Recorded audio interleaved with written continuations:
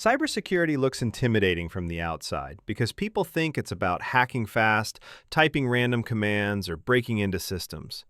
But the truth is that cybersecurity becomes addictive only when you stop treating it like a subject and start treating it like a game. The moment you stop memorizing tools and start asking simple questions like how data actually moves, how systems trust each other, and where that trust can fail, your brain switches from learning mode to curiosity mode. And curiosity is what creates addiction.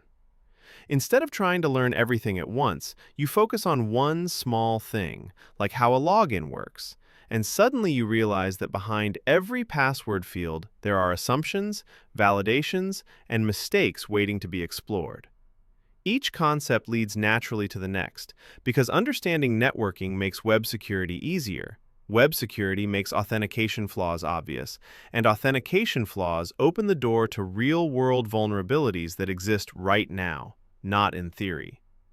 Cybersecurity becomes addictive when you start testing ideas instead of watching tutorials, when you break things in a lab environment and immediately see the cause and effect of your actions, because every small success feels like solving a puzzle that only you noticed. You stop asking how long it will take to learn and start asking what happens if I change this one thing. And that shift is powerful because the field rewards curiosity more than speed. The more you learn, the more you realize how much is hidden beneath simple interfaces, and that feeling of seeing behind the curtain is what keeps pulling you back.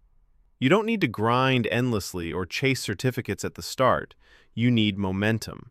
And momentum comes from understanding just enough to feel confident experimenting on your own.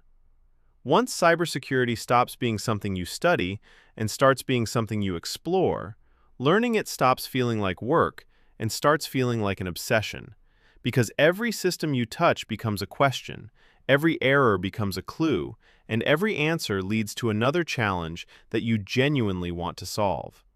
And if you enjoy learning technology this way and want more clear, practical explanations, make sure you subscribe to Tech Guy Explains.